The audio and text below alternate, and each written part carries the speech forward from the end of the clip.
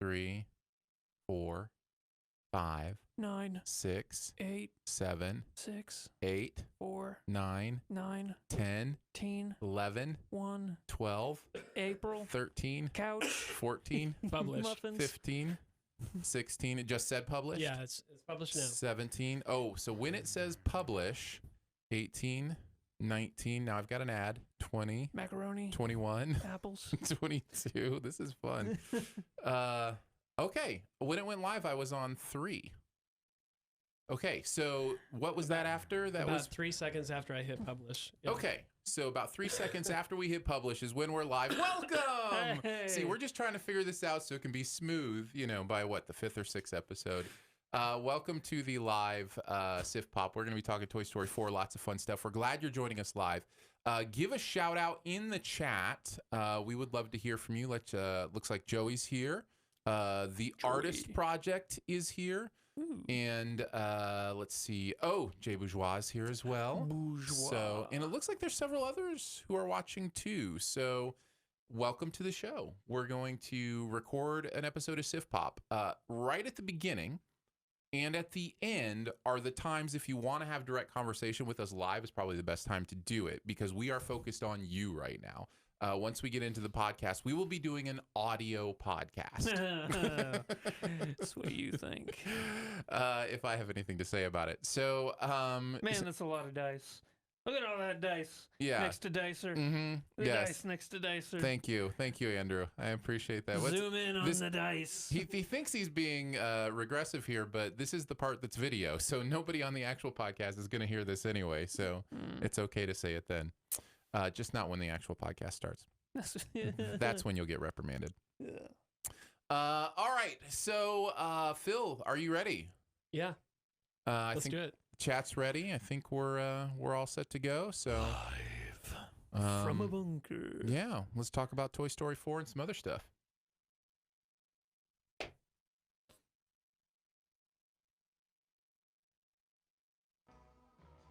Live from a bunker in the heart of the Ozarks, a podcast that thinks there's more to life than just getting trashed. It's SiftPop. Tell that to college, Andrew. You know what? If I could, I would. Yeah. I'd go back and let college Andrew know that. Welcome to SiftPop, streaming live most weekends, or available to download later in your podcast feed. Unless, of course, you're a patron. Patrons get perks. Patrons get those perks. Woo! I'm your host, Aaron Dicer, and he's my serendipitous and sensational co-host, Andrew Ormsby. Ahoy! I thought last week was S's. No, it was ours last week. Okay. And each week we'll was chat I about... radical? You are radical. Yeah. Each week we'll chat about movies, television, whatever else from the pop culture universe is on our minds. Welcome to Pixar Week. Yeah. This is like one of my favorite weeks. I'm like a Pixar nut. Like every Pixar show, I have to at least reestablish briefly for anybody that's new. I got a huge bias here. Like I love Pixar movies. I am susceptible to being sucked in by them.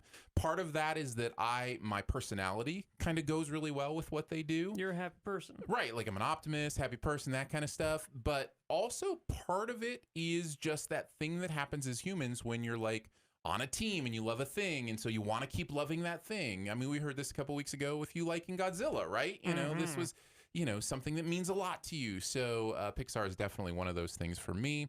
And I'm excited to talk about it.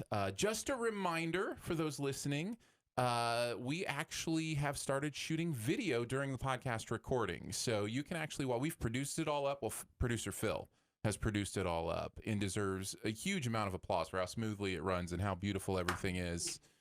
And Andrew has been good to try to remind me to put the thank you for producer Phil in the end credits, which I still haven't typed in there, and so I always forget to say it. So let's just say it here at the beginning, Thanks, where Phil. it's even more prominent. Producer Phil absolutely slays in Real producing this MVP. show. Yes, absolutely. But wanted to remind you of that. So if you want to subscribe to the YouTube, you can go to youtube.com/SiftPop and just subscribe to the YouTube channel. You'll get notifications when the live shows are up. And we'll have a good time hanging out with you actually in the visual sense. But again, this is an audio podcast, just so Andrew knows and everybody knows you're safe. You can listen on audio and you won't miss anything. I promise. Sure. Except Andrew's beard length. You'll never know what it is until you actually watch. It is getting a little long, isn't it? You know what? I think it looks really good. It looks a lot fuller than my beard looks when I try to grow it long. Yeah. I've got those gaps missing. I did trim it up today to look did good you? for the camera. Oh, nice. Yeah. I trimmed up my hair today. Yeah, you're For looking the- suave. Thank you. I appreciate it. Losing some weight, getting a haircut. Somebody in the comments last week said I was slimming down. Yeah, they did. It's very nice. That was the only comment that wasn't talking about me and Swamp Thing. That's right. No, that's so true. Have you recovered? We should get into that. That was a bad day. That was traumatic, man. Swamp Thing got canceled. I found out that Grumpy Cat died. It was just a bad day. Yeah. That was rough. I honestly, genuinely did not know how to handle that in the moment. Like I'm sitting here thinking like this is really hurting him, but this is two things are going through my mind in addition to I don't want my friend to be hurting. Number one is we're live, right? We're doing a show. What's best for the show? To capture this is best for the show. Like this is this is good stuff. And then second, like the idea of I knew something that you didn't, and it was kind of that very rarely happens, especially when it's a lot more than I do. I don't know. You seem to be more up on stuff a lot of times in the news. So, anyways, well, it is part of my job here. That's right. It's like my one job here. Speaking of which, in addition to all the amazing stuff that we like to do on SiftPop, Buried Treasure, the Sift Quest, which by the way, Sift Quest today came from Andrew. Andrew had a good question last week that we're going to cover on the Sift Quest today. And then, of course, we've got Best Ever Challenge on inanimate objects coming to life. And, of course, our review of Toy Story 4. But we'd like to kick it off with some Do We Care? Every single week, I scour the internet to find out what is going on in the entertainment world. I pick some topics for us to discuss, and we must decide whether or not do we care or not. Or not. Nicely done. Or not. Number one. Kevin Feige said that Avengers Endgame is returning to theaters with extra scenes so that it can beat Avatar for the box office record. Wait, he didn't say that, did he? I think he did. He actually literally said that. I knew it was coming back, and obviously that's part of the reason. Yeah. But I didn't know he had actually verbalized that. The article I read on Rotten Tomatoes said the headline was going back to theaters to beat box office record of Avatar. Well, but that doesn't mean he said it. It's true. We should read a little deeper, but you know what? That's a reason it's going back. I think that's correct. And I've heard a lot of, well, how do you feel about this? I definitely care about this, and I want to talk about this, but I'm interested in hearing your feelings first. I want to go see what's new. Well, so do I. Of course I do. No, that's what my reaction to this is. Ooh, now am I like all up on? Oh yeah, let's beat Avatar. I mean, it'd be cool. Yeah, but it's. I don't want monetization to be the goal for movies. Sure. Well, welcome to the real world. Yeah. You know what's interesting though? I did hear a lot of people who were upset about this. Really? Who were saying, what a cheap ploy to, get a little more money and beat Avatar. Do we not realize Avatar also had re-releases? Like this is something that a lot of movies do. And to kind of have that final last push and boost their, overall number. I think in this case, we're much more aware of it because it is the number one. Like it's the ultimate number. Yeah. And also it's so close right now. And that this will, put it over the top. But what if Avatar gets re-released? That would be amazing. Yeah. Cameron won't stand for this. That's right. It's just the next 3 years until Avatar 2 comes out are just them re-releasing after each other to up each other. No, at some point I think we'd all get very bored with that. You know. I wonder if they could maybe combine the movies into a cut and just count it for both. You know, just go from there. Make it a tie. Avatar Endgame. Yes, that would be. I mean, you already got one experience. blue guy in Avatar or Avengers. Get a couple more. That's right. You got a couple blue people. You got the blue people. Dabba dee dabba die. Dabba die. Yeah. Number two. Let's do number two. James Marsden is being looked at to play Stu Redman in the all-access adaptation of Stephen King's The Stand. Well, I do like Marsden. I like Stephen King. I know. And Marsden. Well, and The Stand. So I am not a Stephen King fan. Yeah. I've never read a single Stephen King book. I think I read a chapter of one of them. I don't even remember which one it was. and it freaked me out. The way he described death in whatever book that I read was like existentially, traumatic. It was Was one it like Pet Cemetery or something? I have no idea. Yeah. I just know the way he described like the sinking into the warmth and darkness of death. I was just like, I'm out. Like this is not what I want to be imagining in my head. So bring back the C.S. Lewis, please. I like his death descriptions a little better. That's it. So No. do you tell me, as a fan of Stephen King, This is his longest book, unless is you it count. is it one of his best? Like, is it one of Yeah. your favorites? Yeah, it's one of like outside of the Dark Tower series, it's like one of my favorites. It's about like this virus that is like taking over the world and killing everybody, but then you find out that there are some mystical forces at work that are causing it. It's not a spoiler, but Randall Flagg, aka the Man in Black from the Dark Tower, Yeah. it's him. He's causing Oh. it. So Right, because all the Stephen King stuff is connected. Yeah. Yep. The Stephen King universe. Are they going to try to do that in the movies? Like, is McConaughey gonna be? Well, yeah, or whatever. Like, are they ever Well, this is going to CBS take All advantage? Access. Oh, yeah, this is a TV show. Yeah. I don't know. It's it'd be interesting, but at the same time, I think they know that they should just wipe their hands of the Dark Tower movie because it was so bad. Yeah. Yeah, for sure. Yeah, but that's not to say that they can't connect it to other stuff that's actually good, like Castle Rock or even the It movies. Mhm. Because no, it's the Crimson King who's related to Pennywise. I just think it's fascinating what's fascinating to me is the fact that Stephen King created an expanded universe long before they were popular. Yeah. Right. And again, I know lots of fiction has done that idea, but Sure. this is even more specifically that way. And now that expanded universes are dominating the box, I should say one in particular is dominating the box office. It just surprises me that nobody's seen dollar signs and going, man, we should like re-release a series of these as a connected universe. But I don't know. Maybe Dark Tower was supposed to try to do that and just failed. I don't know. I think it was because they were actually talking about McConaughey being Randall Flagg in the Stand movie, but they decided not to make the Stand movie. Interesting. So sad, but I am excited.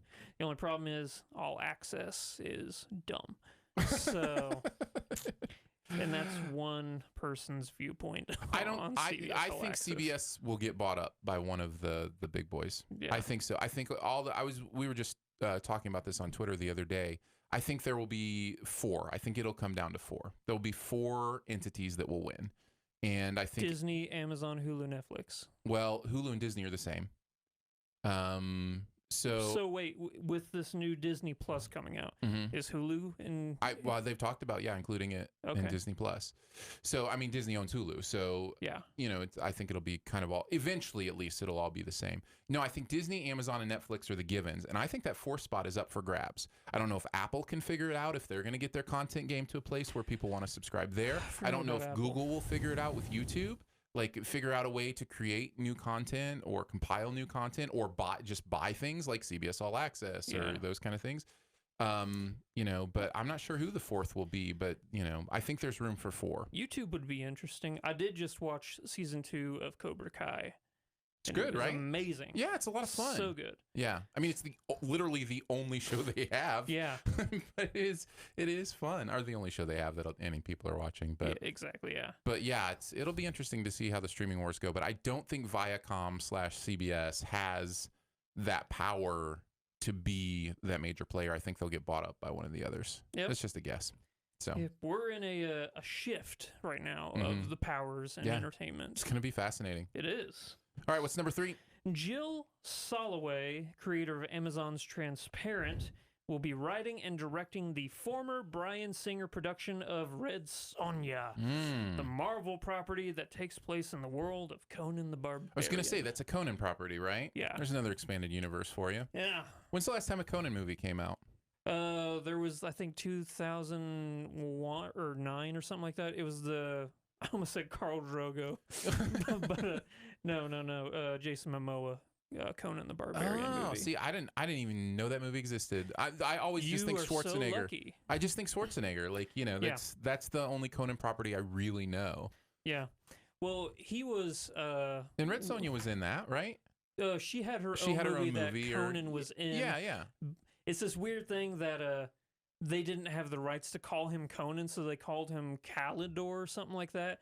And then later on, they said Calidor is the traveler's name for Conan the Barbarian. Oh, funny. Kind of like Gandalf and Missandei. Missandei, yeah, like that. Now they just have different traveling names, so they that's like, yeah, we couldn't technically say, but you know who it is. Yeah. So yeah, now they're making this interesting. I don't see it being like a full-on Marvel property. I just Sure. see it being a standalone thing. Don't try and tie it into the MCU. Just let it be its thing. Yeah. Cool sword fights and wizardry. That's all I want. You're still talking Red Sonja? Yeah. In the MCU? Because it's a Marvel property? Is that what you mean? Yeah, I'm saying don't Have the try and- comics done that? Has Red Sonja been in with the Avengers in the comics? No, but I'm saying Oh, okay, don't then. do it. Well, Don't- I know. Well, I guess what I'm saying is there's not any real chance of that happening. yeah, like there's no the previous instance of that actually being a thing, so I don't think anybody's clamoring for it. No, but at the So. same time, Yeah. people. You were just talking about dollar signs, Well, it's true. so The dollar bills do come into account. y'all. So yeah, that's gonna wrap it up for Do We Care? Very nice. Well, I'm ready for this. I know you are. You ready for this? Mhm. Let's talk about Toy Story 4. Child's Play. Oh, Bonnie made a friend in class. Oh, she's already making friends. No, she literally made a new friend. I want you to meet Forky. Hi. Hello. Hey. He's a spork. Yes, yeah, I know.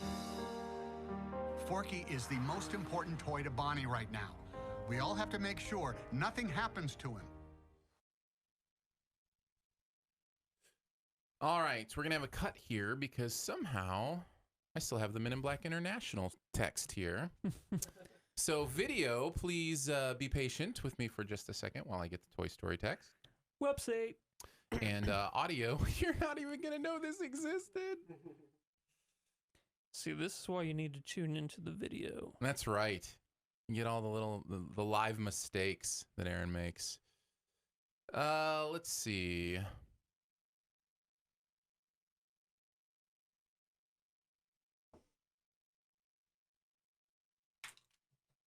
Oops.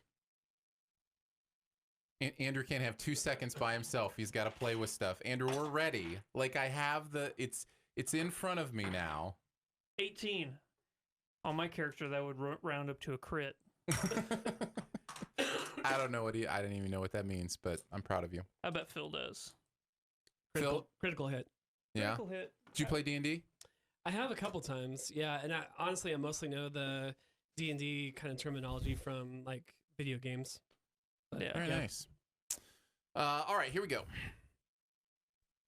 Woody, Buzz Lightyear, and the rest of the gang embark on a road trip with Bonnie and a new toy named Forky. The adventurous journey turns into an unexpected reunion as Woody's slight detour leads him to his long-lost friend, Bo Peep.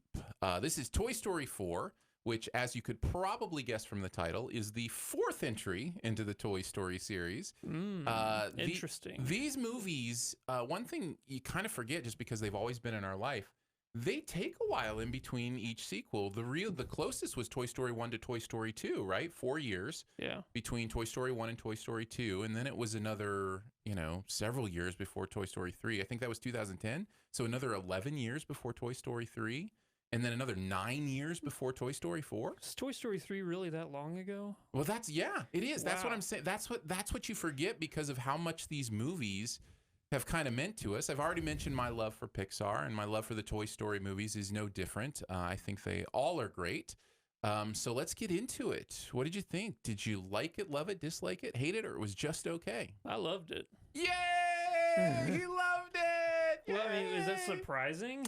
No, I'm always a little bit nervous, because man, did I love this movie. I loved Yeah. it so much. And I will over time probably be able to separate my bias from that a little bit more and understand a little bit more about this movie. But it is honestly one of those things where if we have anything negative to say about it today, it's going to come from Andrew, because I've been racking my brain and I literally think this is a perfect movie for me. And when I say perfect, I don't mean without flaws for everyone. What I mean is, for me, it completely accomplished its purpose. And man, I had such a good time with this film. So Yeah. why don't you talk about some of the things that you really loved about it? And we'll just kind of have a conversation about why this is so great. I love that every single Pixar movie has something to say. And this one, I Yes. think it really focuses on purpose in life. Like, what is your Yes, purpose? Exactly. And it's an interesting take on something I'd never thought, but it seems so obvious looking at it now, about the Toy Story universe. I'm like,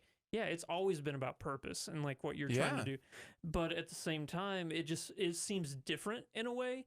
Because you look at the first one, it's like, what is Buzz Lightyear's purpose? You know, is he really a toy? Like, he has to realize what he is and stuff like that. And this one, it's like, the purpose, literally the purpose of a toy is the driving force behind who they are. Mm-hmm. And, you know, I'm not going to get too much into that, you know, but introduction of new characters and taking something and making it new and changing its purpose, you know, something like that. It's fascinating. I'm so glad you started with the themes in this, because they are really deep. There's a lot actually in this. And they're deep, and there are several ideas, like little notes that it plays off of that symphony. Mhm. But it's also very consistent, which is one of the things I love. When you look at the scenes and the meaningful scenes in this movie, they all come down to purpose. They all come down to choices about why you exist.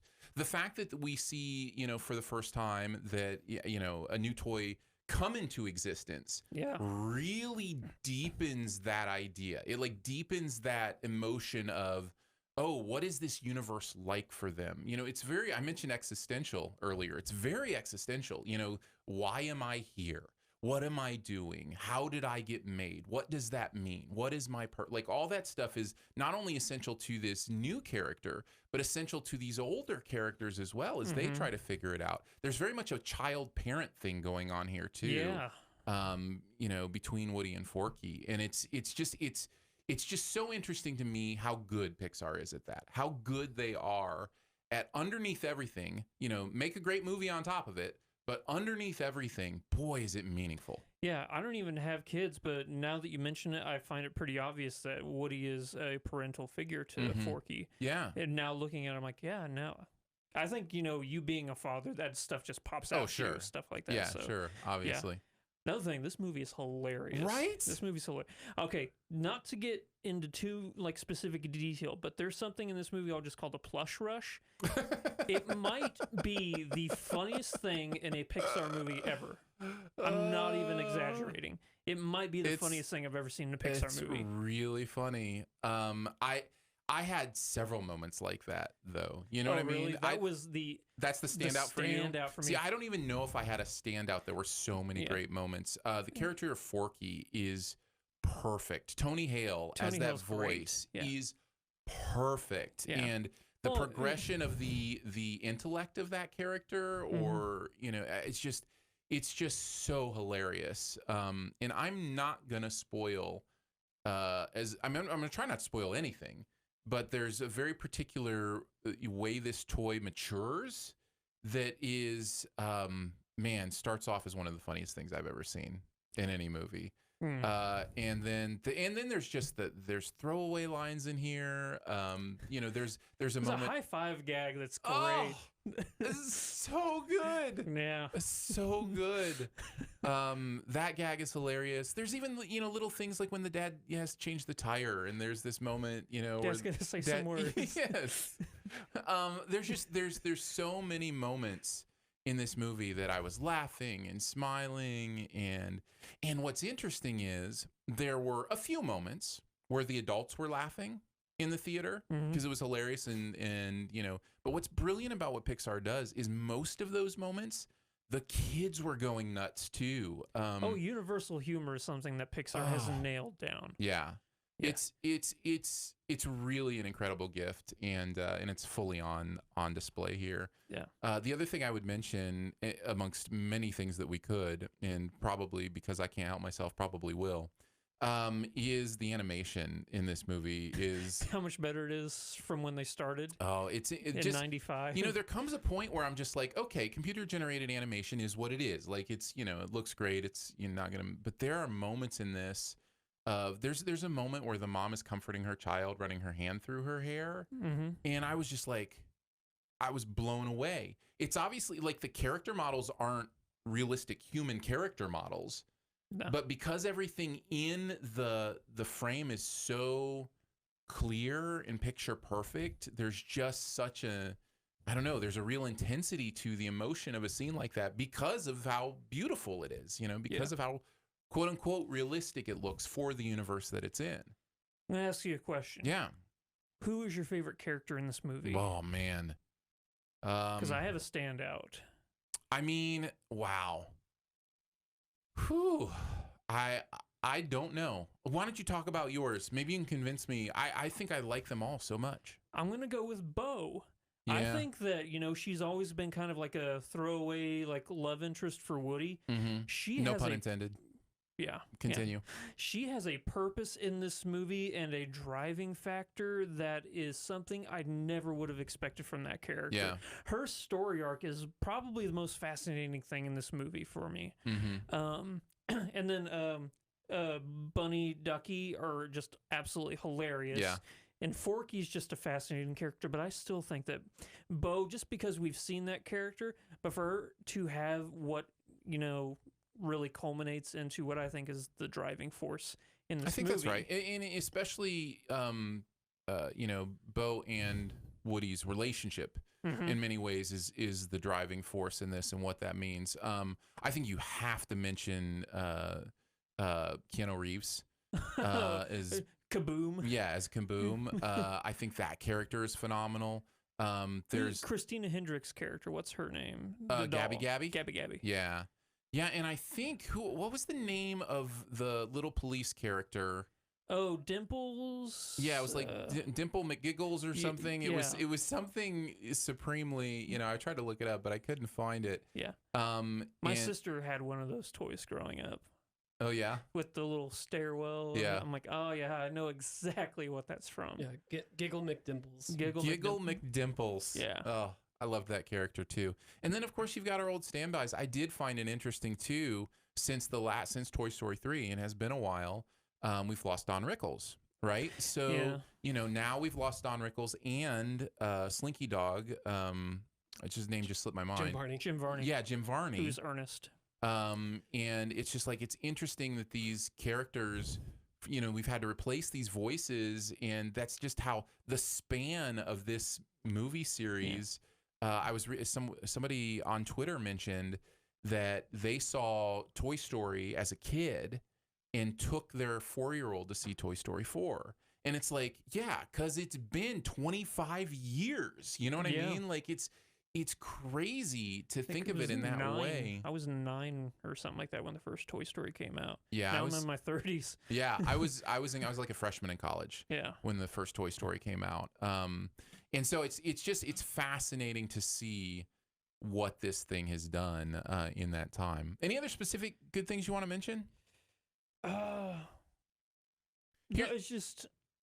Yeah, it's a near perfect movie. It really is. And the story is a big part of it. That's the other thing I want to mention. Now, we talked about the themes as part of the story, but also the plot in this story is very, I almost said simple. It's not really simple, but it's communicated very well. So you're never confused. You always know where you're going. You know where you're at. You know what the characters are motivated by. You're always interested in what's going on.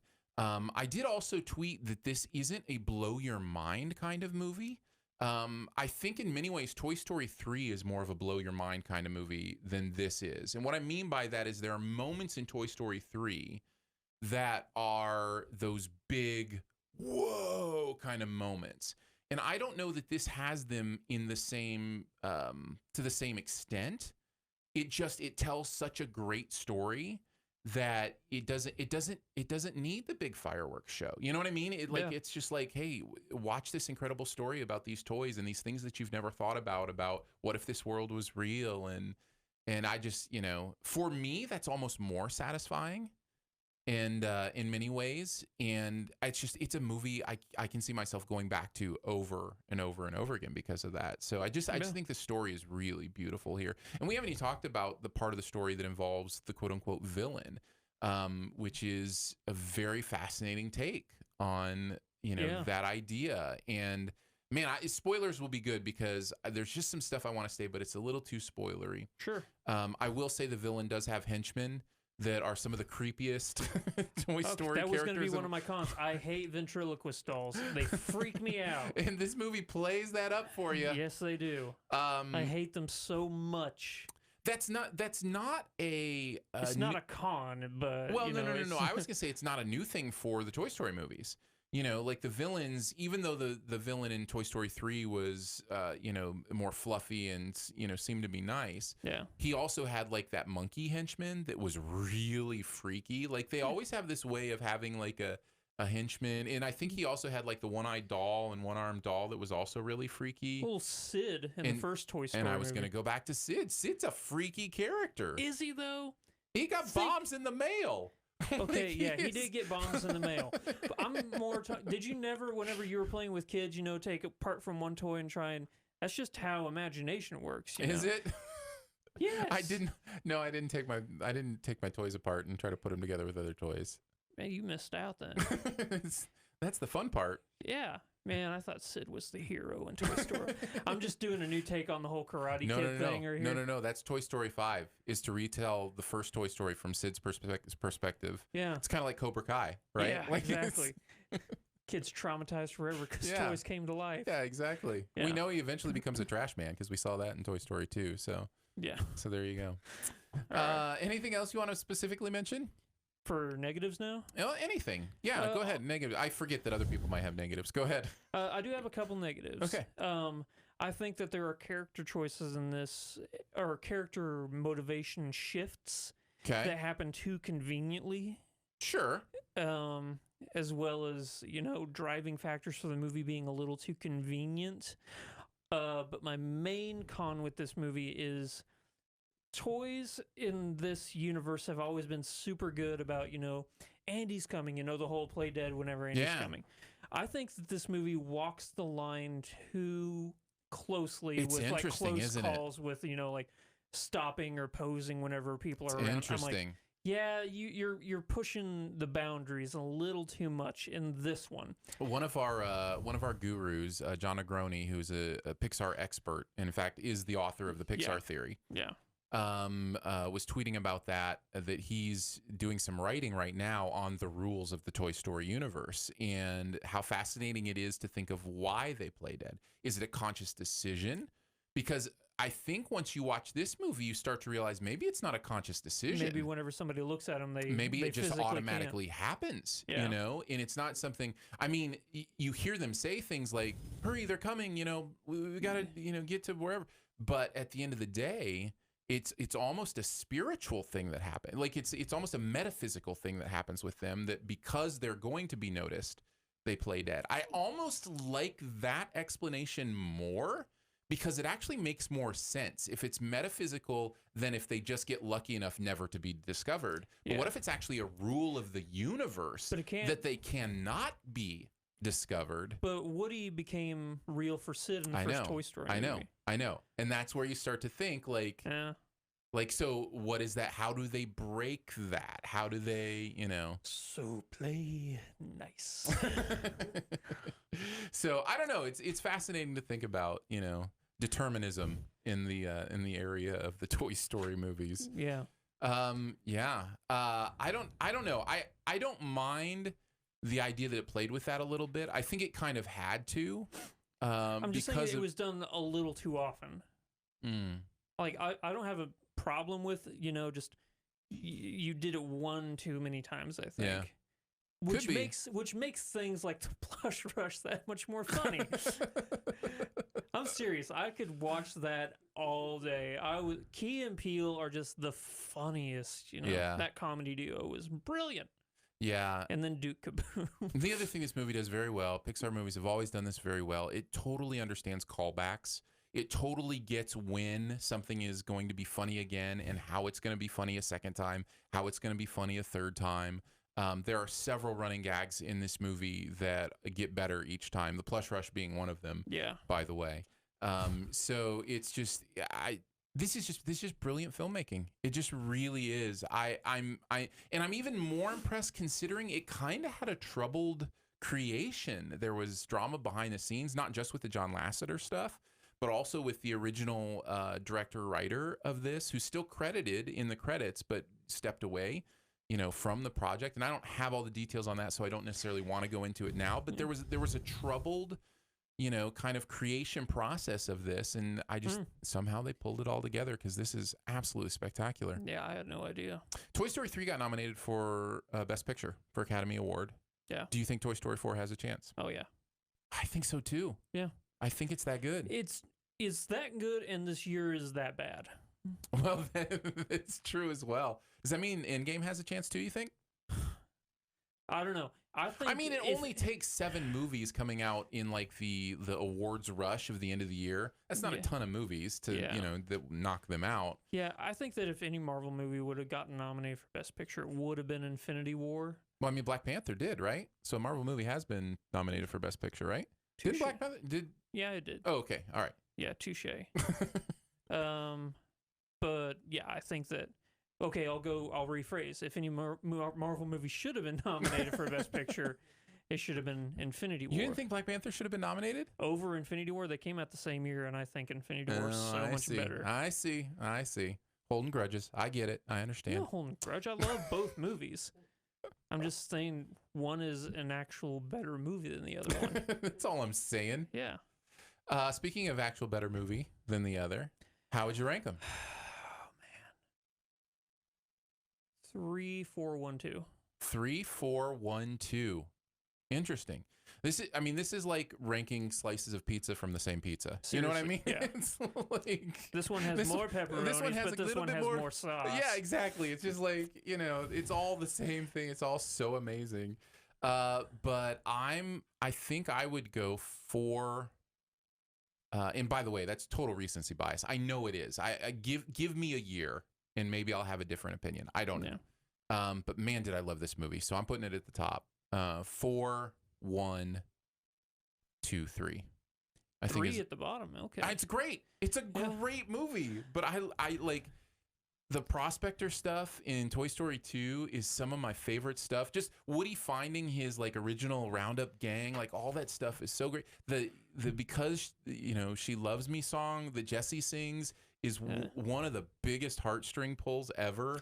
You want to talk about big heartstring pulls, and then you're talking about Toy Story 3. That's why it's number 1 for me. Well, it's yes, and this is the problem with dissecting which piece of pizza is better on the same pizza. Exactly. This is because they're all great. No, I'm totally with you, but I think that is the order I would. Hands to the fire. I know. But I think that Andy giving away his toys to Bonnie at the end of 3 is like one of the greatest cinematic moments ever. Oh, that's good. All right. Yes. All right. 2 and 3 are tied then. Yeah. And the only reason, honestly, the only reason I have 1 at 2 is because it set everything off. set everything in motion. Not just Toy Story. It set off Pixar. Well, it changed movies. Yeah. It changed movies. The first computer-generated movie. In an interesting way, it killed hand-drawn animation. Like, because it was so successful. Yeah. I mean, that's incredible. Think of how many CG animated movies come out each year now. Yeah. And Pixar was like, I wonder if it's even possible, Yeah. And then they did it. And man, it changed everything. So yeah. Fascinating stuff. One last thing. Yeah, what do you got? There are post-credit scenes. Yeah, I think that's good to know. Do you stay all the way? No. There's one at the very end. I didn't stay for any of them. I had to read about them after I left. The one at the very, very end is maybe it's very simple. You didn't stay for any of them? I know, so I missed You missed that? I missed, Oh, Andrew, I thought that's what you were talking about. no. Oh, See, wow. I am super upset. Yeah. I Now you wish- got to go back. That's all. Oh, I'm gonna go see it again. It's that good of a movie. It's rewatchable. Yeah. Totally. No, that is definitely good. Good to know. I think I'm gonna start doing that as my one last thing. I'm gonna let people know if there are post-credit scenes for movies. that's fine. Yeah, yeah. We could just have a post-credit announcement in that way. Here, my one last thing is a broader kind of thing about Pixar. Okay. I think it's been very in vogue to talk about, oh, remember the good years of Pixar. And I hear a lot of people saying, oh, since The Good Dinosaur, it's never been the same, that kind of thing, right? You love the good. I actually enjoyed The Good Dinosaur. Are we gonna go down this No, rabbit hole again? Our argument wasn't about whether or not The Good Dinosaur It was was good, about what though. the movie it was was about what about. the movie was about. Yeah. If you want to see a classic knockdown Man, when was drag that? out. 3-4 years ago? Good Dinosaur? Yeah. No, I was further back than that. No, How no, long no. have we been doing the show, Aaron? No, that's a good point. That was back whenever Danae was on as Yeah. a host. Yeah, she was like the emeritus. referee. Yeah. No, she was on my side. It was No, 2-1. she was the referee. What are you No. saying? No, she was not. She did not I pick a was just side. more vocal. But yeah, go your good old days of Pixar. Yeah, no, and what's fascinating to me is since then we've had, I think maybe some of the best Pixars we've ever seen. Inside Out, I would put in my top 5 Pixar. Coco has worked its way up into my top 5 Pixar. That movie's incredible. Sure, some of the sequels, Cars 3, Finding Dory, haven't lived up necessarily to expectations. They're still okay movies. And Finding Dory, I actually think, is a really meaningful, it's good really movie. good. It's nowhere near as good as Finding Nemo, but Finding Nemo's the best Pixar movie ever made. But then, yes, thank you. Then you've got sequels like Incredibles 2 and Toy Story 4, and I'm just going, I don't think they've lost a step. I really don't. Sure, They have lulls, but everything has lulls. and they're barely lulls. You know what I'm it's saying? just Like, I just think people look back. It's I like think Cars 2, Cars 3, Good Dinosaur, and then everything's good. I think people look back at the glory days of, the Finding Nemo, Incredibles, Wall-E, Ratatouille, Up, Run, that kind of had there. And I'm almost positive that's not in order. It's just, what I Yeah, I remembered. would put Ratatouille in there. Um, Oh, you're talking about chronologically, like when they all came out. Yeah, Like around yeah. the I'm same just saying. time. Okay, yeah. just- there was a streak there of all these original films that Yeah. are, so beloved, and I think people remember that and think that that's better than what's going on now. And I still think they're hitting it out of the park. So it's just it's exciting for me to know that they can still do this. It makes me more excited for Onward, which is their next, big new one. And then they Looks just good. announced another title, Soul.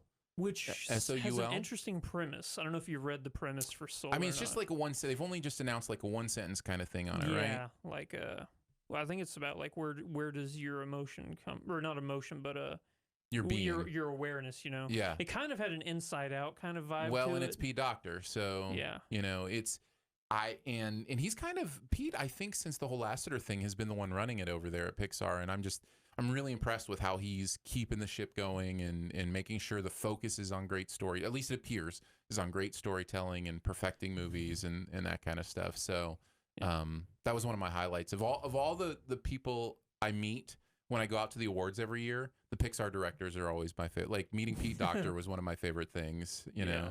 That I've ever meeting Brad Bird or Andrew Stanton. You like turn those into are, a kid whenever stuff like it this comes. does. It turned, which is funny because Pixar didn't exist when I was a kid. Like Yeah. it's so funny that the nostalgia I have for Pixar feels like a childhood nostalgia. Mm-hmm. But I was 20 years old when Toy Story came out.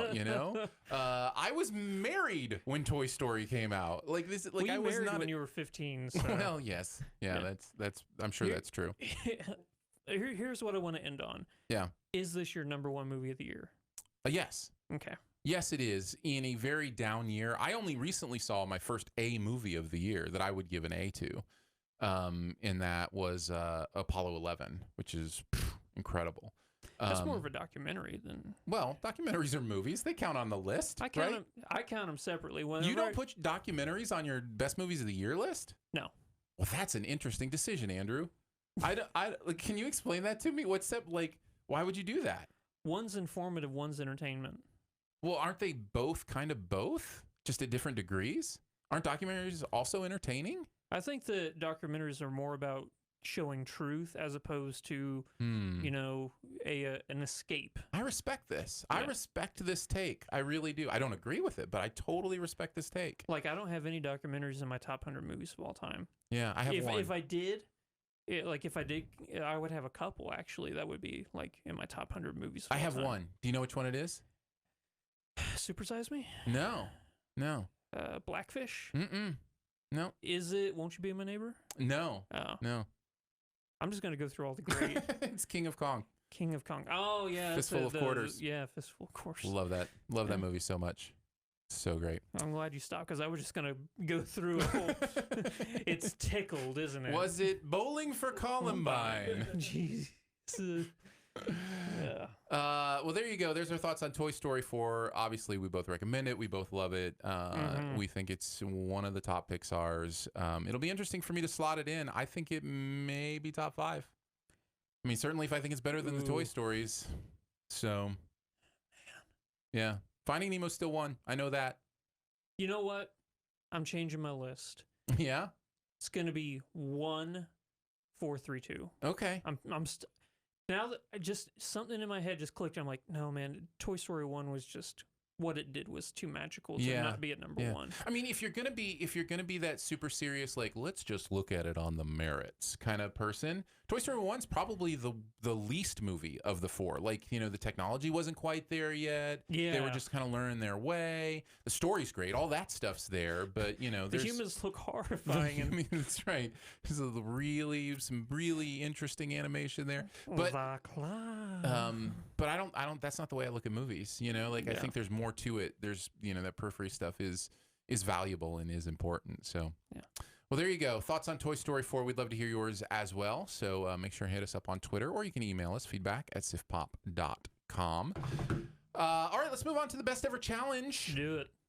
We're going to do best ever movies that feature inanimate objects coming to life. There are a lot more than I thought there were. Yeah. It's a fairly popular genre. Yeah. Especially in the horror world. There are a lot of horror movies. Yes. And you won't be surprised. Well, I guess 1, maybe 2 of mine in my top 5 could be considered horror movies. But I was going to say, you won't be surprised. I don't have a lot of the horror movies as my choices. I have one. I think we probably have the same movie, actually. Really? Yeah, probably. Could be. I don't know. It's not my number 1. We probably do have the same number 1. Well, we're going to find out, aren't we? I'll let you start this time. I'm going to start. Yeah. My number 5 best ever inanimate object movie coming to life movie is Cloudy with a Chance of Meatballs. I really enjoy this did movie. The meatballs come to life? I've never seen it. Lots of things come to life in this movie. So Okay. yeah, I really enjoy. Isn't this where their names just totally slipped my. Lord and Miller. This is Lord and Miller's, one of their first movies. Really? Yeah, and you can really sense their. I hope I'm not wrong on that. I'll sound like such an idiot. But you can really give sense. me 2 seconds. I'll Sure, tell you. you can really sense their sense of humor in it. You can really sense them developing this kind of interesting, quick joke style that is also meaningful. I got it right. Yeah, you did. I got the thumbs up. I'm proud of you. This is an audio podcast, so I had to tell people. Oh, I'm going to do sign language for the rest of this podcast. You are not. Anyways, so you can really feel the Lord and Miller aspect of what's going on here. And in that, it to me explains, kind of a lot of why I love this film. So it's good stuff. We're not done Sequel's talking great, about too. them till later. It's true. My number 5 is going to be Howl's Moving Castle. Yes. Yeah. I know Phil's. Do you need a second, Phil? We can pause for a second. No. I mean, did your computer die or something? Okay. Here, give me All right. the Edit point for Phil to get plugged in. That's why you watch the live show. Yep. People cannot believe that you don't think documentaries are movies in the chat. They're aghast. differentiate. No, they all hate you now. That's fine. And so there's nothing we can do about it. Well, Show's over. yeah. I'm just kidding. Nobody in the chat actually cares. Oh, I was about to say that's all right. I want to see if they'll tell it to my face when I knock on their door. Are you the one who knocks? I am the one who knocks. All right. Tell us about Howl's Moving Castle. Yeah, buddy. All right. Oh man, it's probably Hayao Miyazaki's best movie, in my opinion. I think I've said this 1,000 times, but whenever it comes to animation, I always prefer dubbed over subbed, but for live action sub. Yeah. And I think that the cast, like the American cast I got for this, is like outstanding. Christian Bale, Billy Crystal, I could just go on forever. This is a fascinating movie. I think that even though his movies are so out of the norm, I still think that they are very accessible to a lot of people. They will understand what's going on. I think they're a little out there. I mean, yeah, I think you can get it, but I know even I watch Miyazaki's movies and I'm just like, yeah, I'm not quite jiving with the same amount of weirdness, like, or the same kind of weirdness. I like weirdness, but like, just, I don't know. I totally respect them. I totally see the artistic merit and value of them, but as stories and movies, I don't necessarily connect to them the way a lot of people do. Yeah, fair enough. So it's, I did have it on my honorable mentions for sure. And it is actually my favorite of his movies. Yeah. But yeah, I've never been a Miyazaki, like, trumpeter. I'm just not like a huge fan. Well, I'm pretty stoked for his theme park in Japan. Yeah, right? Yeah, exactly. We talked about that. Your number 4. My number 4 is Monster House. Do I know this? Did you ever see Monster House? No, I didn't. This is a sneaky great movie. It's just kind of flew completely under the radar. It's beautiful. It's thematically sound. It's brilliant. But the house basically comes to life as kind of this horror house. This was the one in mind that I was thinking could be considered kind of a horror movie. But it's like a kid's horror movie in that it's not grotesque. It's not, it's not like going for kills, that kind of stuff. But it definitely goes for, more of the fear mystery kind of element than a lot of movies do. Okay. So, yeah, I think Monster House is definitely one worth checking out. Sweet. If you haven't seen it. Yep. Number 4. Number 4. This is where I have Toy Story. First one. Very nice. Just because of what it did, I mean, look at that. That's No, Andrew. Look at that. No, look at that. It's crazy. I mean, seriously though, going beyond, what the first Toy Story did, we've talked about it a lot already. It's just a fascinating movie with great humor, and it can stand the test of time, even with aged seat graphics. It's all about the story that makes it good. Totally agree. It is on my list. We'll get there eventually. I forgot I forgot to trump you. It's okay. That's fine. It's all right. Number 3. Yep. Doctor Strange. I have it number 3. Yeah, but it was an honorable mention. In fact, the cape is one of my favorite parts of Doctor Strange. Yeah. I love that stuff. So very reminiscent of the carpet in Aladdin. And That's an honorable mention too. And that is also an honorable mention for me. I think I like Doctor Strange more than most people do in the Marvel Universe. I've come to understand that people think this is a little bit medium to lesser Marvel. I really enjoy Doctor Strange. And I'm trying to think of why I think it's upper tier Marvel. And I think it has to do with the interesting sense of humor, and that it's a totally different approach on superheroes, like using magic, like actual literal magic as a superpower. Is interesting. It's like Harry Potter combined with, Marvel. So you don't consider the Thor movies in a magical sense? No, because those are more mystical. There's a difference in my brain between mystical and magical. And I think it has to do where the source of the power comes from. So in mystical, it's more abstract. The idea of these gods and their powers isn't magic. It's this mysticism of, how they were granted those things and those kind of things. Whereas magic is, if you do these certain movements, if you do these certain words, if you do these certain spells, these things will happen. So there's an element of you can learn, how to do it. Certainly in most magical tales like this, there is an innate ability to either, like Harry Potter divides muggles, non-magics from magics, right? Yeah.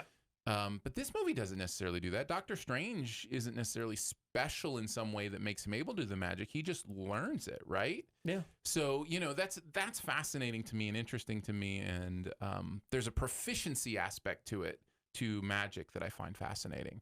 Okay, fair enough. And so I really enjoy it. That's your number 3? Yeah, what's yours? Shaun of the Dead.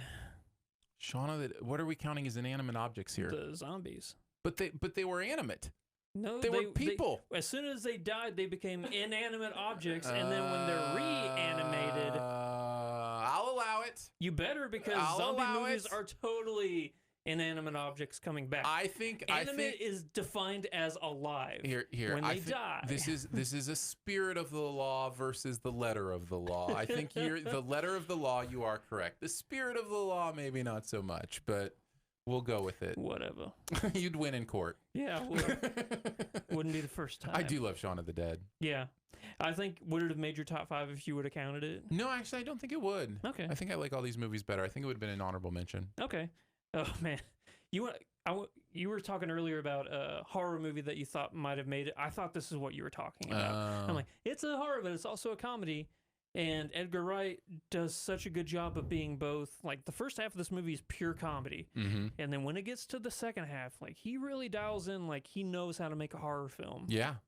And Yeah, it's he amazing does- because he- that transition it's quick, but it's fluid enough to where you can follow along. Like Right? these characters, they've been goofing off for this entire movie, and like, oh, it's getting real now for them. Yeah. As soon as they get to the Winchester. It's great. He's so talented with that, with taking genres and Yeah. combining them together. Nick and beautiful. Simon are just brilliant too. That as well. Yep. My number 2 Yep. is A Monster Calls. Oh yeah, you like this movie. Actually, a lot of people like this movie. I shouldn't I think say it's that. great. No, I think this is a beautiful movie, and it connected to me in a really deep way. Of course, it has the tree coming to life. And yeah, this is a good one for me. So Nice. if you never seen it, I think you might enjoy it. Andrew didn't like it as much as I did. No, I didn't. Did you hate it? I didn't hate it. I just Yeah. thought it was a movie. Yeah. Yeah. It is actually a movie. Yeah, like So good call. movie. Yeah, that's why I get paid the big bucks. People. That's right. That's Number right. 2 for me, Lego Yeah. movie. Yeah, that's a good call. I actually didn't have that in this category, and I'll tell you why. I think you're right. But here's what my brain did. And I actually think I might be right in the letter of the law on this one. We're dealing with a child's imagination, right? So technically the Legos aren't coming to life. But They're being imagined in a story. But didn't he move around, like physically move around, like on Will Ferrell's desk? Ooh, interesting. Like know? he was able to kind of Yeah, he like was do like a little bit of a movement. Yeah, Or was the exactly. child just imagining that was happening? I think you might be right. I think maybe you'll win this one too, even in the letter of the law. The truth of the matter is, in the spirit of the law, I think you're fine, because these are obviously Legos coming to life. But so I think it works. I just didn't. When I thought it through in my brain, I was like, I'm not going to put the Lego movies in here. I thought about that too, but then I thought about that scene where he's actually physically moving in the real world. Again, like you said, I don't know if that's just part of his imagination right? or not. Yeah. But I don't think that the kid noticed him until after he fell on the floor and got like the kid's attention. Mm-hmm. Because Will Ferrell kept doing the quick look over. Are you moving? What's going on? That whole gag. But yeah, regardless, it has to be number 2 on my list because it is probably the funniest CG, like computer generated movie I've ever seen. It's probably the funniest one I've ever seen. It's very funny. Yeah. Very funny. My number 1's obvious. It is Toy Story. You already talked about it a little bit. We'll chat about it just a brief another second again. Just to reemphasize how groundbreaking this movie was. There's so much that is different if this movie never exists. Will there be computer generated movies if this movie never exists? Sure, of course. It would have happened eventually. Yeah. But it always takes those groundbreakers, right? Pushing it to make it happen. And the crew at Pixar did that. So very cool. Yeah. Number 1, You're number 1. Lord of the Rings. Who are we counting? Are we counting the ring? The ring. All right. All right. I'll give it to you. Sauron put his soul in the ring. The ring talks to Frodo throughout the movie. Is it the ring or is it Sauron?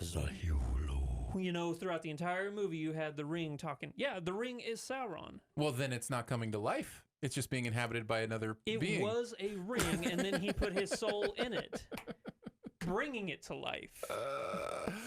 All right. That's the whole thing of bringing an inanimate object If I've learned to anything life. about this category, it's that we need like a YouTube series with like legal debates on what goes in this category.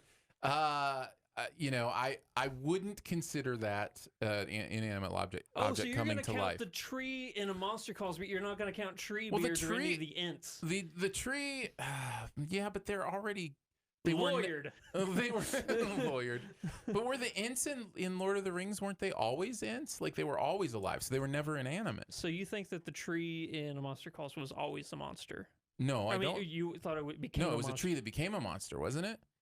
I don't This know. is important work we're doing here, Andrew. It really, this really will go is. down in the legal annals of Yeah. time. So, Dicer versus Ormsby. any chance in to talk? accordance with Dicer versus Ormsby, it was set precedence. Any chance to talk about Lord of the Rings is fine with me. So we'll accept it. Yeah, I mean it's in my top 5 movies of all time. So yeah, it's good stuff. Yeah, so it probably would have made your top list. if Yes, you no, counted. absolutely. if I had considered this one, it would have been in my top, probably number 1. Yeah. Probably also would have been my number 1. Yeah, that's why I thought we had the same number 1. That would make sense. Honorable mentions. Sure. We talked about Aladdin, Mm-hmm. Brave Little Toaster. Yes.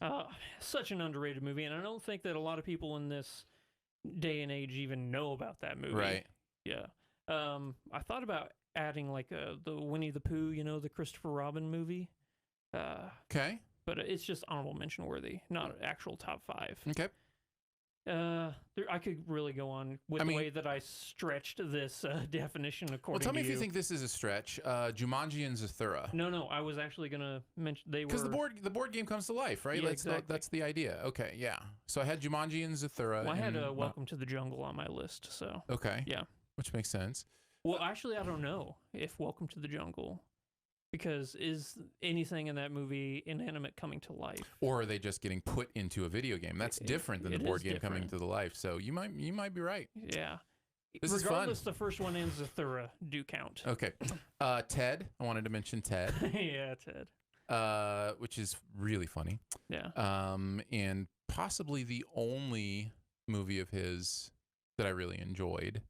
Seth MacFarlane. Oh, I thought you were talking Mark Wahlberg. No. Seth MacFarlane, who I am now a fan of because of the TV show. Like, I think he's really made a turn, which is interesting. Sausage Party. I enjoy Sausage Party is another certain one we could talk about. But we're not gonna. Night at the Museum. I think more than you most. like those movies. I do like those more than most. One from my childhood, Bed Knobs and Broomsticks. I love that movie. I should say it's from before my childhood. No, it's just I watched it when I was a child. Everybody watched Bed Knobs and Broomsticks when they were kids. It was great. They go to the lion or the island, play with all the cartoon lions. Yep. He's the king. All the suits of armor come to life. Christine, that's a good inanimate object. Harry Potter has some stuff that comes to life, some objects that come to life. So we could mention the Harry Potter movies. Herbie the Love Bug. I love Herbie. One of my favorites. Is Chitty Chitty Bang Bang? Did it come to life? Or was it just a fun car? You did say Chitty Chitty Bang Bang, didn't you? Okay, it really did not sound Well, it's a like hard you did. name to say, okay? Sometimes a ch sounds like a sh. I understand. I get it. I totally get it. Oh, you chitty chitty bang bang. Yeah, Chitty Chitty Bang Bang would count. There's well, I don't know if the car actually comes to life. Yeah, Herbie definitely did. But Herbie definitely does. Yeah. Instead of Christine, yeah. And that's basically what I have. So yeah, I don't know if cars or were those always alive? That's the question, right? Yeah. So regardless, they wouldn't even be honorable mention because they're not good. The first Cars is fine. That's a fine movie. It's not awful. Yeah. It's not honorable mention worthy. It's not. Okay, fair enough. It's not honorable. If you have any choices that you would like to let us know about, make sure and hit us up. Feedback at SiftPop.com or on Twitter. That works as well. Before we head on to the Sift Quest, a huge thank you to our Patreon members for making this possible. You make the video podcast possible. You make the audio podcast possible. You make producer Phil possible. Just as a human being, he wouldn't exist without you. Yeah. So I'm also an inanimate object. you didn't know that. You didn't know that. But Phil was originally a kumquat. You're my new number one. Originally Phil was a kumquat, but now is an actual human being, which is really impressive. I don't even know how that trick was done. But thank you, members, for making it happen. You can do that at patreon.com/SiftPop. Got this message from a member. Aaron, I went from $3 to $5 a month because you are who my son listens to on his Echo every night. I know sometimes you mention new members, so if you happen to mention me, please mention Alex in Dublin instead. He will for sure be listening. Aww. So, Alex in Dublin, Well, this is for you.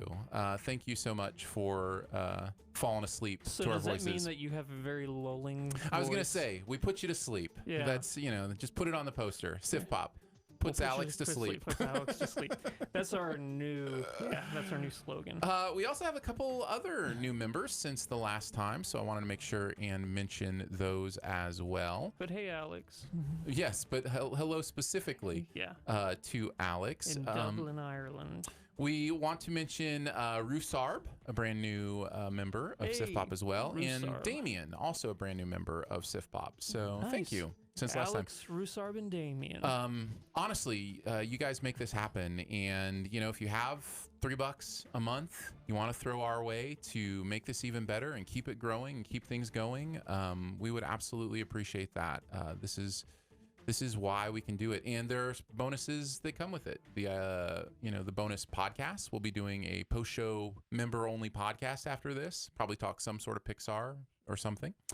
And then also there's a monthly hangout too at a certain level that you get. And so all that's at the SiftPop membership page. That's patreon.com/SiftPop. And thanks.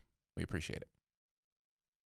All right, on to the Sift Quest. Now, Andrew, this was your question. So do you want to present it? Yeah, I didn't even plan it to be a Sift Quest, but I think it's a good one. Thank you. Yeah. Basically, the premise is I was curious how many of Aaron's top 100 movies had he only seen once? And if that is the case, why has he or I, because I have movies as well, have not gone back to watch it a second or third time? Yeah, it's an interesting question. So when you look at all your favorite movies, Yeah. if you've actually done the fun little thing of actually ranking them, we both If have a you're top crazy 100. like us, yeah.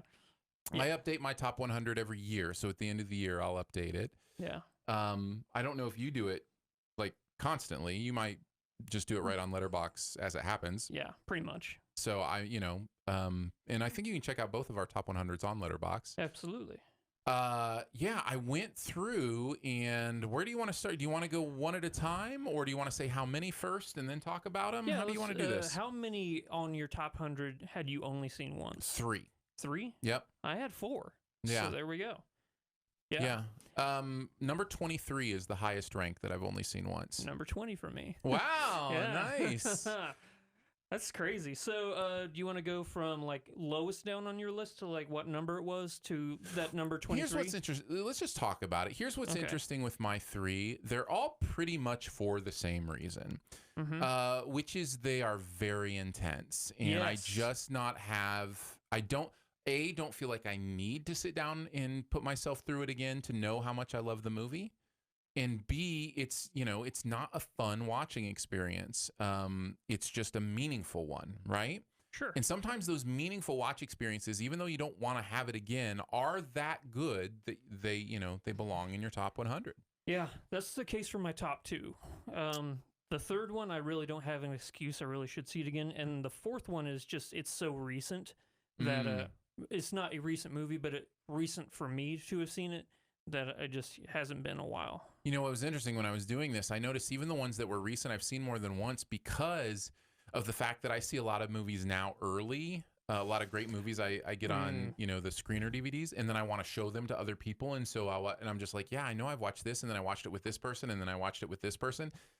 So, for me, it was kind of that experience of going through and thinking, oh yeah, I had several, watching this through. So yeah, we'll just work. 47 was my lowest ranked. Okay. And that was Saving Private Ryan. I have it at 47. I've only seen Saving Private Ryan once. I've seen that movie a lot. Have you? A lot. Man, Yeah. that It's a tough watch. yeah. Yeah. That the opening at the beach is just Oh yeah, D-Day. yeah. I just don't know that I can do it. Yeah. Why don't you've got 4, so you probably should have gone first. But That's go fine. ahead. I'll just do 2 in a row then. True Romance. Okay. It's super amazing movie. It's funny. It's intense. It's just that I only saw it like last year for the first time, Oh, and I interesting. definitely plan on seeing this one a lot. Because it creeped up to number 80 on my top 100 movies. Super good. Very nice. And then one that I have no excuse for not seeing multiple times because it is so good is Take Shelter. It's a Michael Shannon movie, and If you haven't seen it, it's not a very well-known movie. No, it's not. Yeah. Definitely check it out, because this is either a movie you're going to fall in love with or you're just not going to get. It's one of those movies. Okay. But I absolutely love Take Shelter. And I love Michael Shannon. The guy's one of the best actors we got. He's really great. Yeah. Number 34, The Passion of the Christ. I've still only seen once. Very meaningful movie to me, and just one I haven't wanted to sit down and watch again. Yeah. So that's number 34. Yeah. My number 48, which is the second one I got on my list, is The Hunt. It's a Mads Mikkelsen movie. It's a rough watch. Yeah. It's intense. Going back to like what you said about The Passion or even Saving Private Ryan, just to see somebody go through that turmoil for an entire movie, it's just difficult to watch, but I think that the message is so important in that movie, as well as the performances are just so powerful. It is a Danish film, so it is, foreign language, but that can't deter you from just. It's how fairly good recent too. Just 2012. Yeah, I was gonna say it feels like it was like 6 years ago. Something like that. If I remember, it was one of the first screeners I ever got. Really? That was right when I had been accepted in the BFCA. That's a rough movie to start off screeners with, but it's super good. Yeah. It's interesting to think. I said it was recent. I guess it's technically not that recent, but I think of anything I got a screener for as being recent, because I feel like I've only been in the BFCA for a little bit, but I guess I've been in the BFCA like 6 or 7 years now. So yeah. Awesome. Yeah, man. that's kind of fun. Yeah. Number 23, my last one is United 93.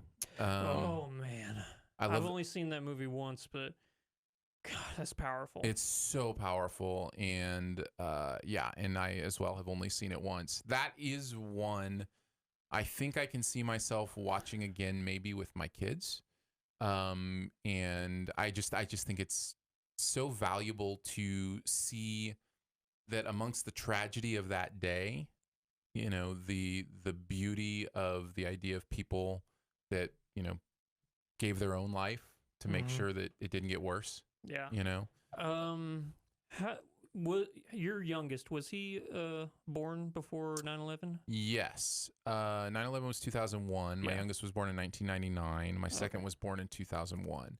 Okay. So and it was September 2001. So yeah, I had 2 kids then. Okay. Yeah. Man,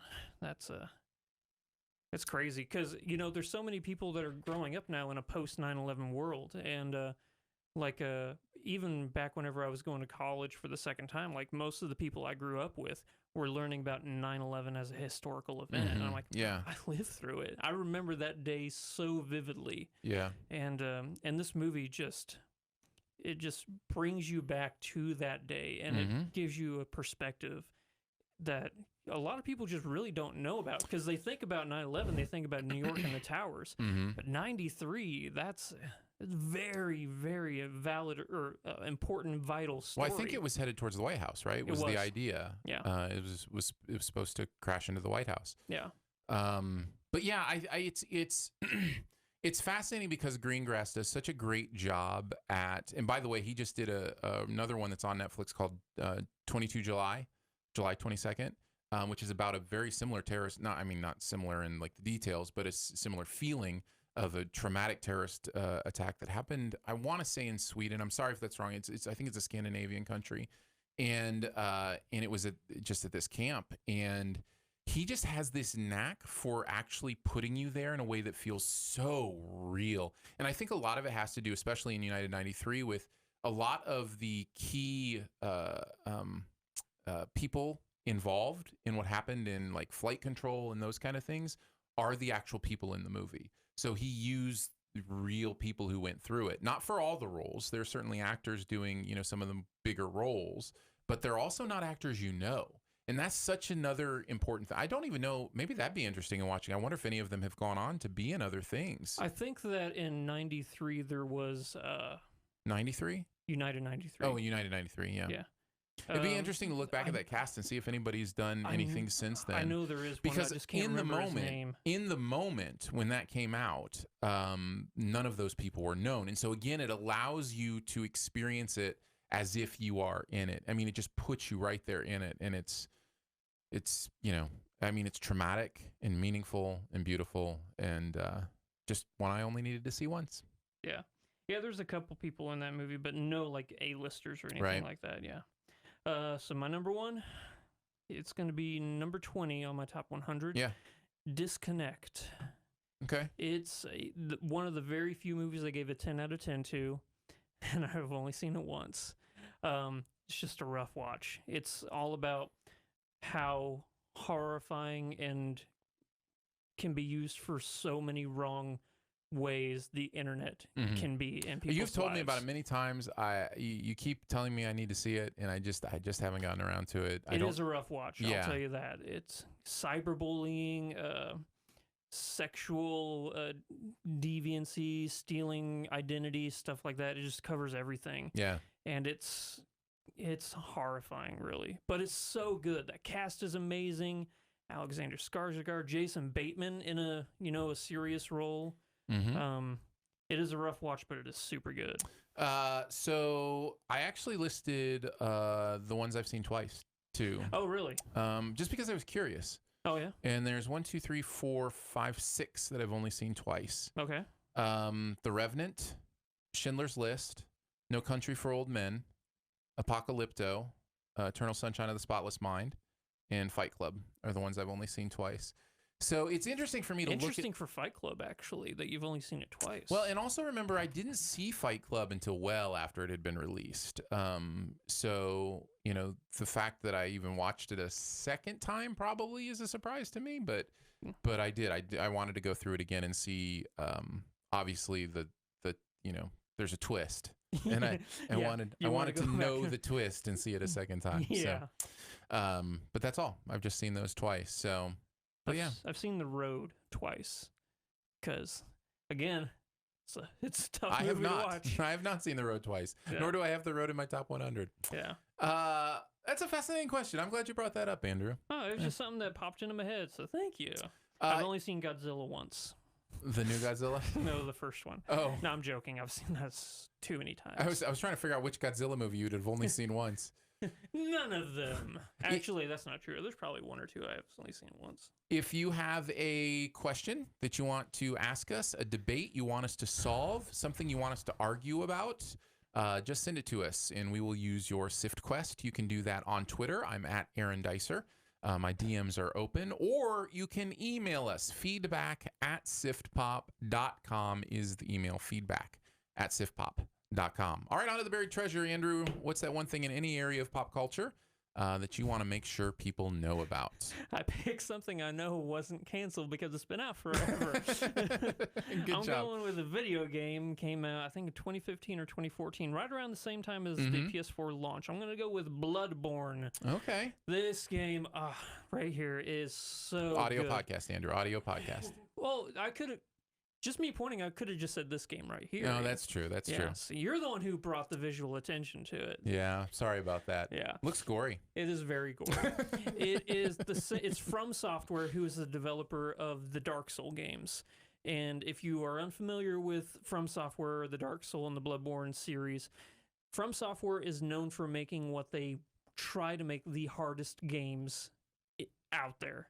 They are incredibly difficult. Difficulty level. Difficulty Yeah. level is off the charts. Like people like their motto sometimes for the games, like whenever DLC comes out, is ready to die more, because that's all you do in these games is just die. But whenever you finally do something and you win, the feeling of satisfaction you get from I get it. is so like addictive that just makes you come back for more.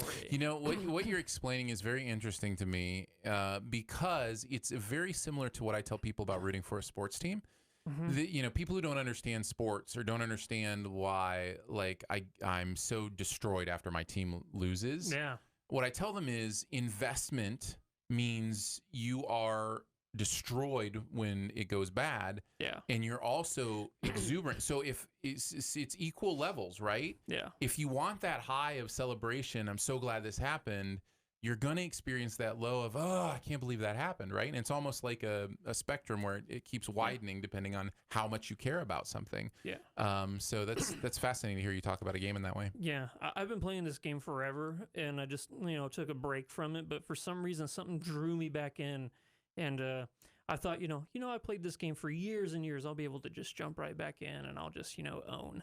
Nope, there was if this game does not care how long, if you take like a week off, it's gonna punish you. It cares not. Yeah, and there's no like you would hate this. You would absolutely hate this for this fact. The game doesn't tell you what to do. It drops you in the world, and it says there are bosses. Go find them, and that's it. I wouldn't like that. And it's like, oh, there's a key to unlock the door to go get to that boss. Well, hopefully somebody online's found out where it is so you can look it up. Like, it's not only like difficult, like the bosses are hard. Yeah. Knowing what to do is like, you just got to find stuff. Yeah. Yeah, you would hate that. This sounds horrible. Yeah. But for me, it goes back to that, you finally win and just that vindication. Yeah, you get the highs of the highs because of the lows of the lows. Yeah. Yeah, absolutely. Oh, this is definitely a controller breaking game. Like, I was so close. I bet. Yeah. Absolutely. My buried treasure is, who would have thought it, a reality show. What you got? It's the summer. I'm really enjoying Songland. Have you seen this at all? Never heard of it. So Songland is this new reality show that basically takes you through how a hit song gets made. Okay. And what happens is they've got 3 producers who are who are the consistent. On most shows, you'd call them judges or mentors or whatever. Mm-hmm. In this case, they're producers. One of them is actually I forget his name, but the main guy from One Republic, who's one of the most talented dudes ever in the music business. But then these 3 are Clay Aiken. What's that? Clay Aiken. I don't think Clay Aiken leads One Republic. I think it's Jeff something maybe. I don't know. Anyways, but these 3 are joined by a hit artist every week, a different one. So like the first one was John Legend. Second one, Black Eyed Peas. And the third one I can't remember. Fourth one was Jonas Brothers. That was actually my favorite episode. It was the most recent episode with the Jonas Brothers. Those dudes are brilliant, by the way. Just watching them think about music and hear it. And that's kind of what I love about this show is what'll happen is they will bring in 4 or 5, I think it's 5, different songwriters to present a song they've written to them for the next album that they're doing. So they'll come in, they'll sing their song as they've wrote it. And then afterwards, the producers and the artist in front of them will talk about the song, maybe do a little like, hey, what if we arrange this like this? Oh, what about this lyric here instead of this? And they'll start crafting this song. Then the artist will pick the 3 he wants to be actually worked up for him. And so each of those 3, one will work with one producer, the other producer, and the other producer. Okay. So then they'll create the actual song for the Jonas Brothers and then represent it to them as this new version of what might be on their album. And then the artist will pick the one they like the best. And then it releases as a single the night the episode airs. That's cool. You get a little teaser like of an upcoming song. Yeah. That's super cool. It is. It's really interesting. And it differentiates itself from the other, musical reality shows in that it's not like people are getting voted off or voted through in a way that is just about who's the most talented. It's more about seeing this actual collaborative process. And sometimes I'll be like, well, that's not the song I liked the best that won. And maybe I ought to pick something different. But at the end of the day, it's about the artist and what they think is the best for them to be able to sing. And man, I just find kind of that aspect of it really fascinating. So I've quickly fallen in love with Songland and wanted to let people know about it. In case that's interesting to you, if you've ever thought about where can people where songs find it? come from, I don't know. It's on TV. Do you know if it's on Hulu or anything like that? I just search for Songland. It may be on Hulu. It's a network show. So I just search for it on YouTube TV. Where can people find it? On a television. On your whatever Thanks, device sir. you watch stuff on. I don't know. I'm so out of that mindset of it airs this time on this day. I think it's on Tuesdays maybe. You have like a TiVo or something that just records and you just watch it all afterwards. Yeah, I was talking with somebody about this recently. We watch TV very differently. Mm-hmm. This is a friend of mine who still flips channels. Like, Ooh. doesn't have a DVR, only watches stuff when it's on his cable satellite package as it's on, like live. Whoa. Doesn't record anything. Maybe watches stuff on, what's it called? What do they call it when you have a show that you can go on demand? Maybe there's some stuff on demand that he'll watch. Whereas I am the exact opposite. I don't watch anything live. I know what I want to watch. I have it record and then I watch it later so I don't have to watch commercials or whatever. Yeah. And so it's fascinating because I've been doing that since, well, let's just put it this way. At one point, I had 4 VCRs stacked on top of each other that could record 4 things at the same time on 4 different channels. And I would just I had a tape that was labeled, VCR 1 Monday, VCR 2 Monday, VCR 3 Monday, and a tape that was labeled VCR 1 Tuesday. And I would replace those tapes and then watch stuff from those days. I was time shifting before DVR was even a thing. So I'm sick. I have a sickness. And, technology has made it, enabled me to have the sickness even more. So I am completely disconnected from, when stuff is on. I just set it to record and then watch it when I want to. So this just changed from buried treasure to an intervention, is what you're saying. No, technology has made it okay. Yeah, that's how it works. We're going to go with that, right? That's how it works. Technology has made it fine. Yeah. But regardless, Songland does sound a lot of fun. I'm going to check that one out. Yeah. Phil, what were you going to say? Oh, it's on Tuesdays. I was right about Tuesdays. Yeah, 10/9 Central, NBC. NBC, 9 o'clock Central on Tuesdays, 10 Eastern. There you go for people who actually watch TV like normal people. So there you go. That's Songland. I think we did it, Andrew. Yeah. I think it actually happened without trauma this time. Yeah. There were no phones thrown. No phones. It's amazing. Nothing got canceled. We actually did a podcast. I was waiting for you to tell me Songland had been canceled. Oh. No, I wouldn't do that to you. See, unlike you, I don't go out to break people's hearts. Well, I didn't. It was true. It was just information that was true. No, I'm giving you a hard time. Yeah, well, podcasting happened. So good times. Good times all Okay, around. You know what? I am going to say this. The new episode of Swamp Thing came out, and I haven't watched it yet just because I'm like, what's the point? Yeah, right. Yeah. It's just a weird feeling because it was the show besides American Ninja Warrior that I was excited to see. Every single week. I'm like, oh, Swamp Thing and American Ninja Warrior. Those are going to be my 2 shows. Yep. Ninja Warrior's being awesome this year, though. Yeah, I love Ninja Warrior this year. Good stuff. Yeah. Thanks so much for joining us today for SiftPop. It is part of the Studio DNA Podcast Network. You can find out more about other shows on the network at studiodna.media or by searching Studio DNA in your podcast player. Huge thanks to Andrew for hanging out. Oh, thank you. You can find him at Flick Freaks all over the social medias. Huge thanks to producer Phil. Hey, you did it. For hanging out with us and producing the show. You can find him nowhere. He has abandoned all social media. He has no time for your social media thing. Well, it's like I'm like Phil, except I have them, I just don't use them. Right? Yeah. So you say exactly. you can find me at Flick Freaks. You're just gonna. He hasn't posted in months. You can find me at Aaron Dicer all over the social medias, Which you actually use. which I do actually use. So yeah, find me there. Mostly Twitter. Twitter is where I hang out the most. Much love and gratitude to our members for giving monthly to make SiftPop real. Support starts at $3 a month, and you get access to every bonus episode we've ever done in your own direct podcast feed, as well as some other fun perks, including a monthly video hangout. You can go right now and support SiftPop through 2019 at patreon.com/SiftPop. Also connect with us. You can leave a comment, you can rate, throw us some stars, whatever podcast player you use. We should read some of those. There have been some recent comments on Apple Podcasts that people have left for SiftPop, and that is really appreciated because that is actually possibly part of the reason that we popped into the top 100, because they do base a lot of that on listener response, ratings, all that kind of stuff. I think we're at around 60 ratings on Apple Podcasts. So when we pump that up to 100, that'd be great. If you've never rated us or left a comment at Apple Podcasts, now would be a great time to do it. And let's next episode, let's read some of those. Yeah. To read some of our favorites. So if you would do that, we would appreciate that. I'll read all the 1-star ones. There is one 1-star one. Is there really? There is one. Well, that's the I think one our I'm gonna average is read. like 4.9 or something like that because of this 1-star one. Is it Do me? you want me? Did I know exactly what it says. Of course, I have the 1-star one memorized. What does it say? Do you want to know what it says? I really do. Is vanilla too exciting for you? Oh, I remember that one. I remember that because we talked about that once, I think. Yeah. Yeah, is vanilla too exciting for you? Then listen to Then SiftPop. listen to SiftPop. Yeah, which actually, now that I remember, is my favorite review I've Right? ever Isn't read. that hilarious? It's so clever. Yeah. It's so clever. It's great. We're sorry we couldn't be more exciting for you. Yeah. Whatever you think of the show, leave a comment, throw some stars at us at Apple Podcasts or wherever you do your podcasting. That's fine.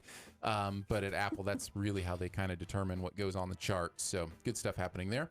Also, you can email us feedback at siftpop.com, which we've mentioned a couple times. And finally, if you're having a good time, your movie-loving friends will probably like the show too. So make sure and let them know about it. And that listening is much easier than beating Duke Kaboom in a pose-off.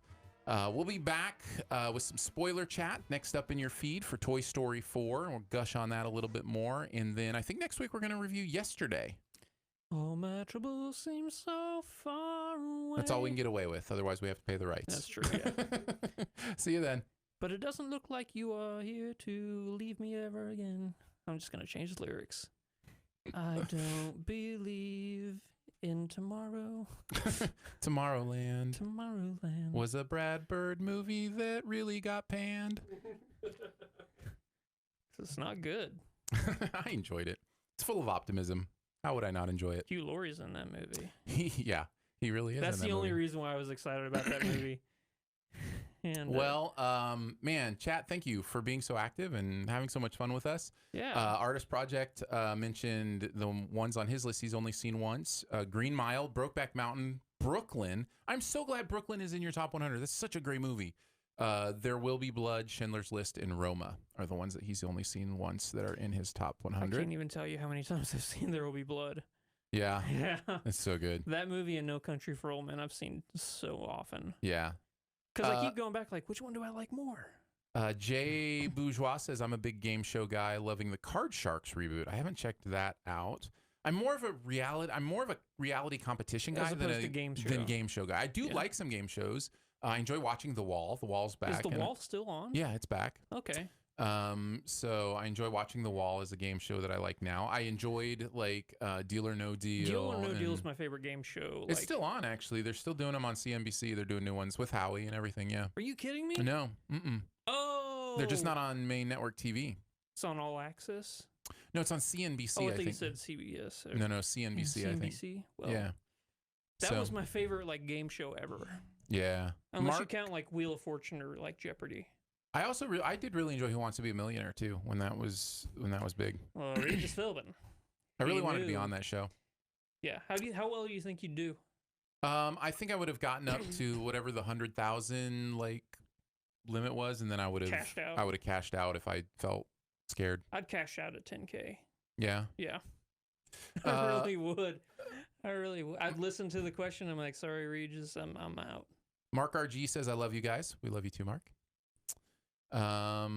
And I think that's what. Oh, Danae was hanging out in the chat. She says, poor Andrew. What did I do?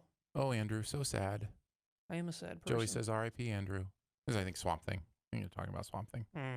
Yeah.